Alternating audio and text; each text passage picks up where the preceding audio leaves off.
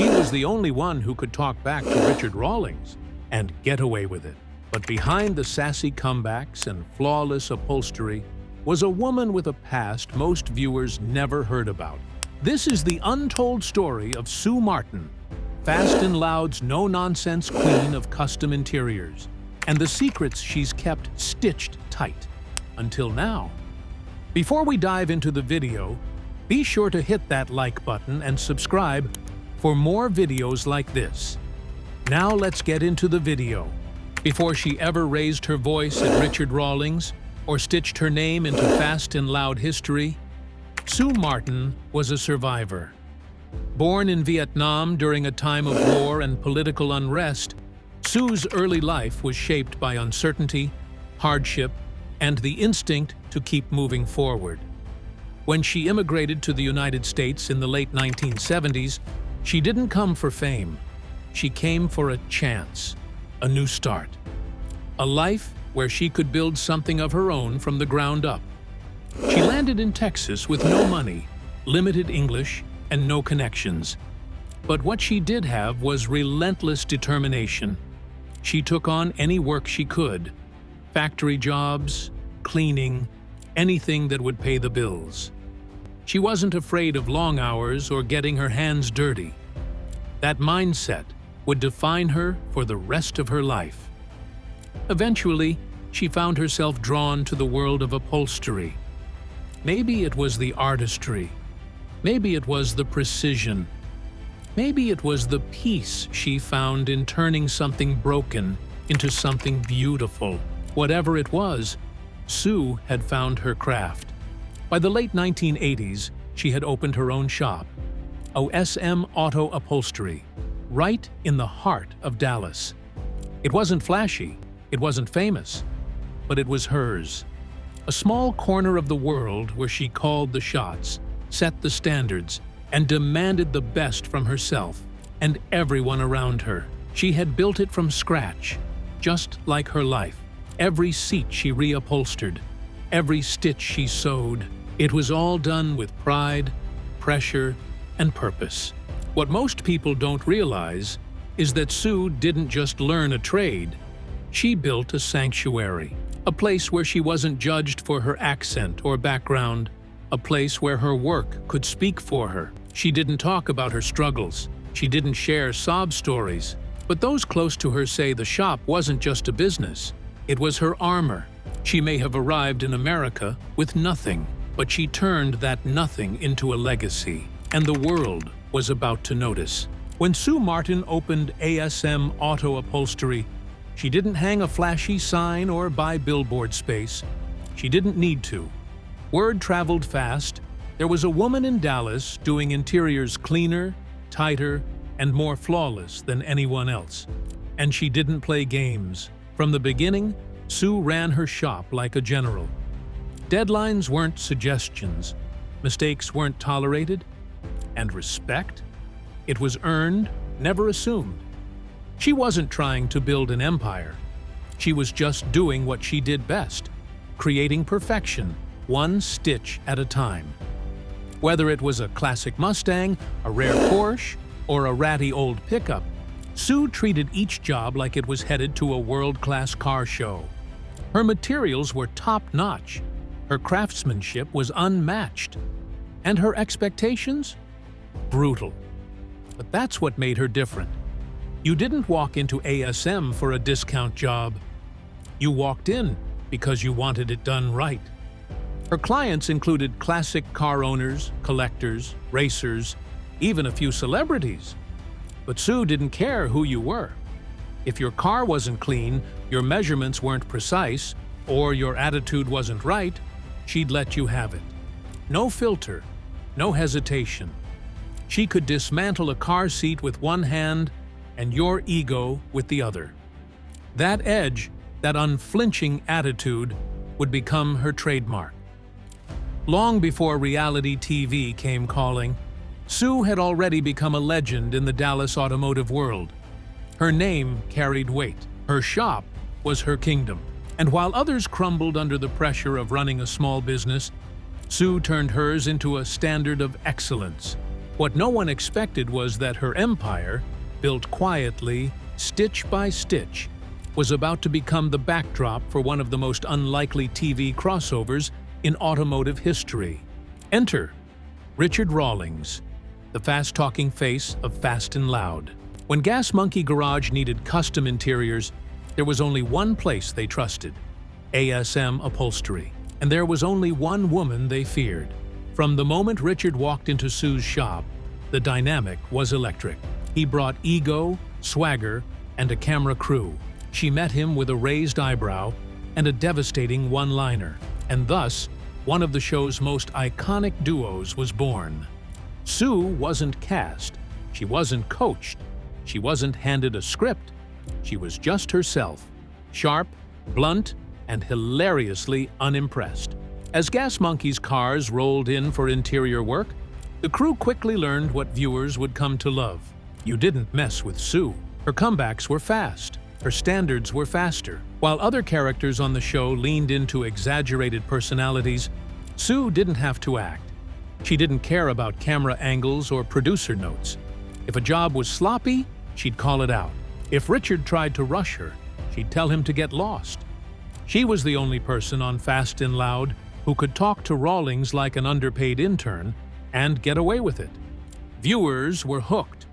The chemistry between Richard and Sue became a fan favorite.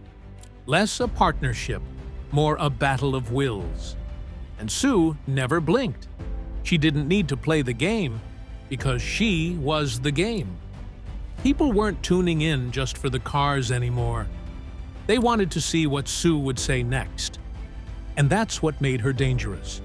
She wasn't trying to be famous. She was just trying to get the job done, which made her the most authentic and unpredictable person on the show. While most reality shows rely on personalities crafted in the editing room, Sue Martin didn't need editing. She came fully formed. Tough, smart, and unfiltered, she refused to play the role of the comedic sidekick or the token female presence. She was the boss, on camera and off, and she made sure everyone knew it. Running a successful business while juggling TV appearances is no easy task. But Sue made it look effortless because her focus never wavered. While Richard and the crew joked around, she was measuring seat angles, stitching panels, and delivering pristine interiors under pressure. Her shop didn't stop just because a camera showed up. If anything, she made it clear the cameras were the ones who had to adapt to her world, not the other way around.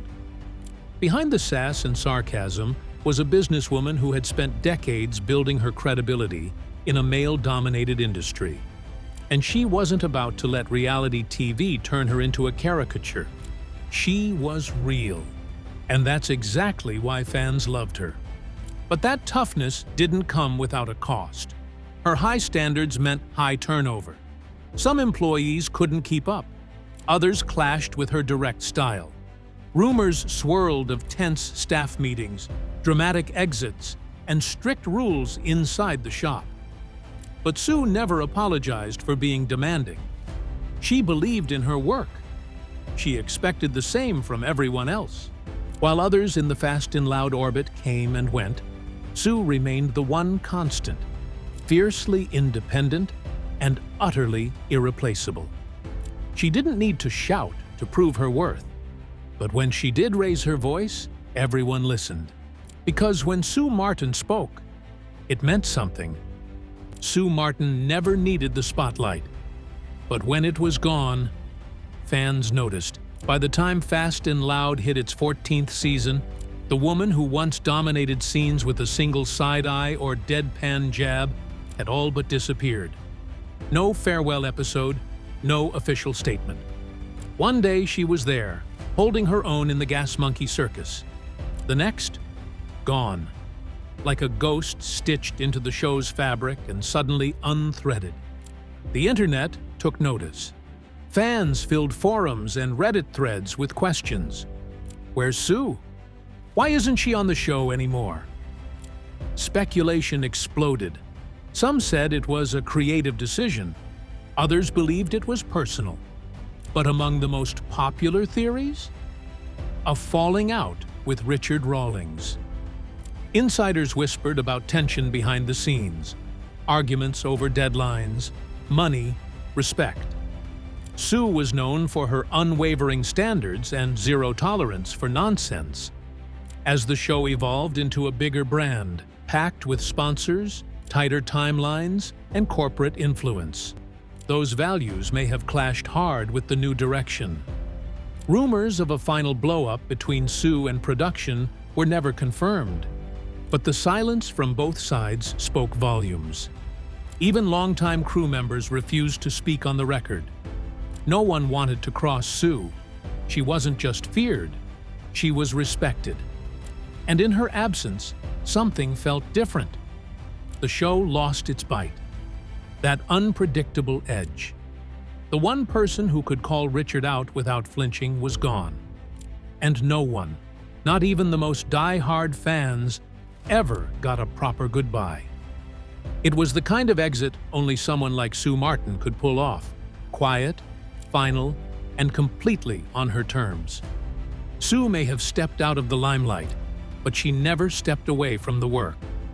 ASM Auto Upholstery is still standing in Dallas. Doors open, machines humming, leather being stitched with the same ruthless precision she built her name on. But one thing has changed. Sue herself. She's gone dark publicly. No interviews. No social media presence beyond the occasional vague update. No press releases. It's as if she flipped a switch the moment the cameras stopped rolling and retreated fully into her world. Not out of fear, not out of shame, but by choice. And yet, her legend lives on. Ask anyone in the custom car community, and they'll tell you, Sue's still the best. Her interiors still win awards.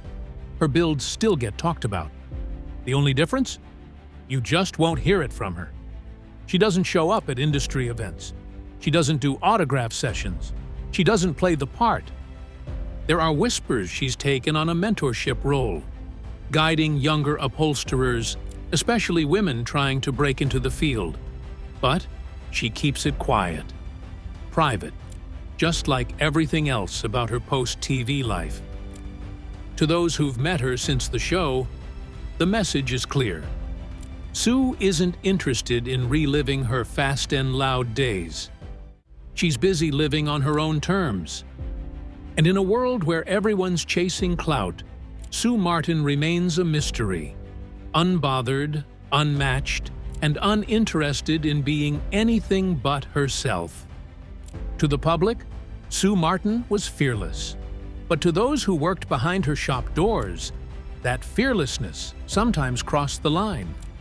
Former ASM employees have painted a divided portrait of the Queen of Upholstery, equal parts empowering and intimidating.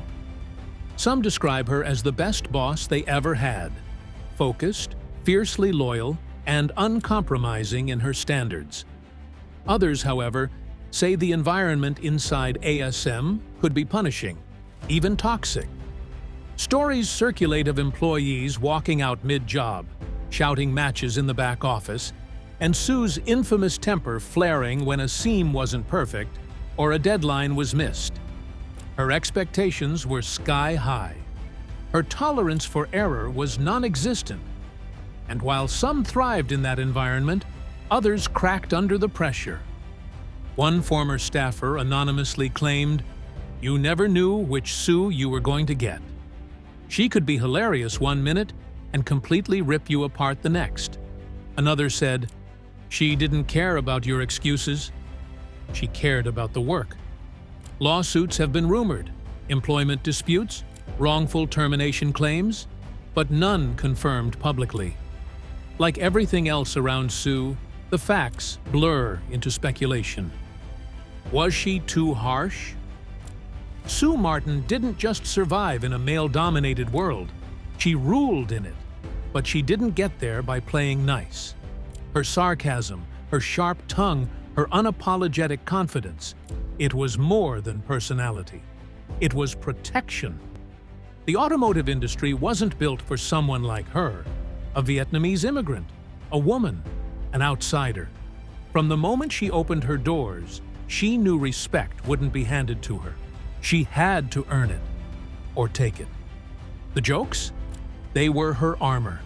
The verbal smackdowns? Her defense? Because when you're a woman in a space where you're constantly underestimated, being loud isn't just a choice, it's survival. Sue didn't have the luxury of diplomacy. If she was soft, she'd be dismissed. If she was emotional, she'd be labeled weak. So she hardened. And that edge became her identity. People laughed when she ripped into Richard Rawlings. They cheered when she shut down the Gas Monkey crew.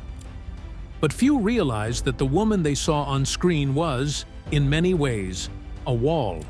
A barrier built brick by brick over decades of proving herself in a world that wasn't always welcoming. She rarely, if ever, spoke about her experience as an immigrant. She never opened up about cultural barriers or gender bias. But you could see it in her work ethic, in the way she ran her shop, in the silence she kept around her personal life. Sue Martin was shaped by struggle, and she wore that history not as a burden, but as a badge. Because for Sue, vulnerability wasn't safe. Precision was, power was, control was. And when the world gave her none of those things, she built them herself, one stitch at a time. The loudest voice on Fast and Loud may have belonged to Sue Martin, but her private life? Completely silent. Fans know the attitude, the banter, the leather work, but they don't know where she lives, who she loves, or what she dreams about. Sue has always kept her personal life locked down, sealed tight behind the same steel-clad privacy that made her shop feel impenetrable. And in that silence, questions began to grow. Does she have a family? Children? A partner? There's no trace. No mentions on air. No interviews. No online breadcrumbs. It's as if Sue stepped out of the show and back into a shadow no one could follow. Then came the rumors. Some claimed she left the show due to health concerns. Others suggested financial troubles behind the scenes, tax issues, debt, or the pressure of running a high-end shop in a cutthroat market. A few even whispered about immigration trauma, that Sue may have survived something darker during her early years in Vietnam that she's never spoken about. More controversially, some speculated about run-ins with difficult clients, jobs gone wrong, money not paid, temper flare-ups that escalated beyond the usual. Again, nothing confirmed. No police reports, no lawsuits made public. But the silence has only fueled the fire. Sue has never addressed any of it. Not once. Not in interviews, not on social media, not even in passing. And that's what makes it more compelling. The woman who never held her tongue on camera has held everything else back with ironclad discipline. Which begs the question, is Sue protecting her peace or hiding her past? Sue Martin didn't ask to be remembered. She never crafted a personal brand, never campaigned for followers, never cared about her image. She just did the work, and did it better than almost anyone. That alone cemented her place in reality TV history. She wasn't a builder, she wasn't a flipper, but she was the soul of Fast and Loud, the only person who could keep Richard Rawlings humble, and the only cast member who never broke character, because she wasn't playing one. Today, her influence remains, even in silence. Young women entering the automotive world still name-drop Sue as an inspiration. Her shop, ASM Upholstery, is spoken about with the kind of reverence normally reserved for legends. Her builds are still featured at car shows, still talked about in restoration circles, still used as benchmarks for interior perfection. She didn't fade away. She walked away. And there's power in that. in choosing to disappear rather than dilute what made her great. But the secrets? They linger. Why did she vanish from the show without a goodbye? What truths sit behind the whispers of lawsuits and silence? What happened to the woman who once stole every scene with a single look? We may never know, because Sue Martin isn't interested in explaining herself. She never was. And maybe that's why we still talk about her. She was fast, she was loud, and now, in her absence, she's louder than ever.